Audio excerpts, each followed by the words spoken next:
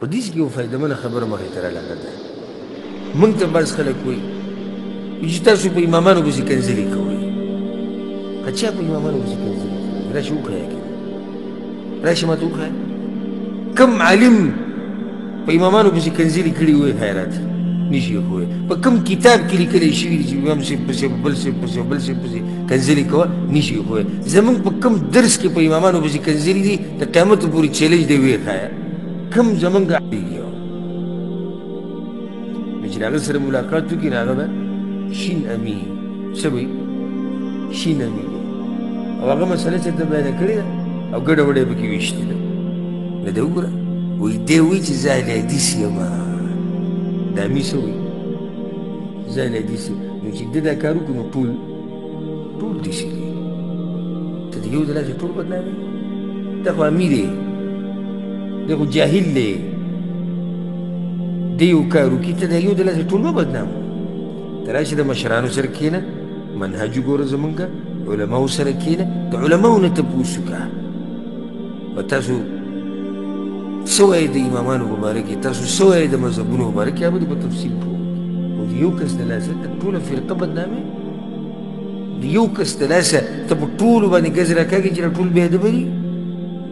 یو کس غلطي وکړه د هغه شخصي غلطي ده او په منبر له پاسه د ټولو په مخ کې وییم چې کوم کس په امام صاحب پسې کنځلې کوي یا بل پسې یا د علماو بې قدري کوي که دا حنفي دی شافعي دی حنبلي دی سلفي دی اهل حدیث دی خارجي دی تکفیري دی که هره بلا ده خو دی په غلطه دی.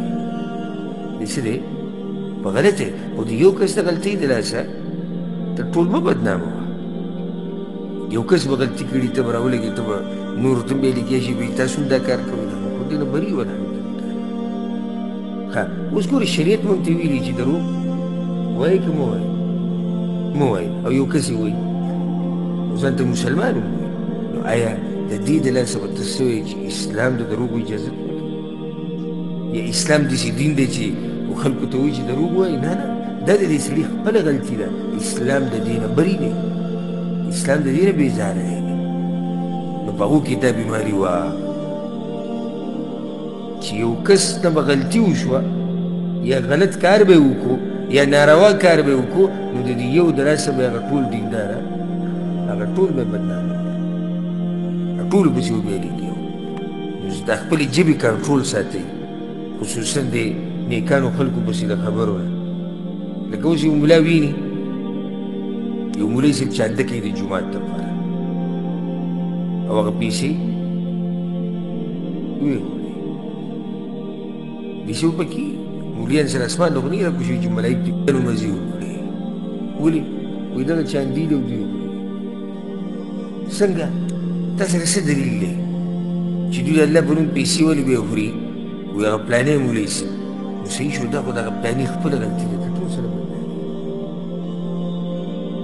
داسې د مولیان او د نیکان خلک موږ سم د مرۍ نه نیولي دي سم هم د مرۍ نه نیولي.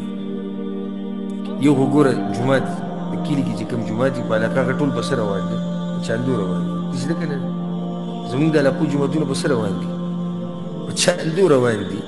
نو خو بیا هغه مولوي صاحب غریب چانده هم نشي کولی. جومات روان په چانده دی او چانده کولی نشي. ښه دلته یو مولوي صاحب راغلی و څه وخت کې نو مدرسې څه خبره یې کوله نو بیا لاړ کلي ته بیا لاړ بیا څه وخت بعد عمرې نه راغی او ښځه یې هم راوسته یو زوی ورسره و او یاره موږ وی که نه چې دوی دا پیسې په خپله خوري دا مکه د چاندي پیسې دي اوس مې عمرو نه راغی.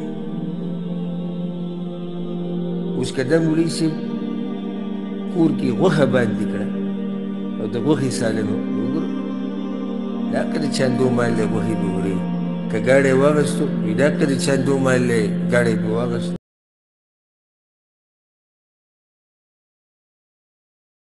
خو 2 ریاله ورکړي دي 2 ریالې دي یو سړی د مرۍ نه نیولی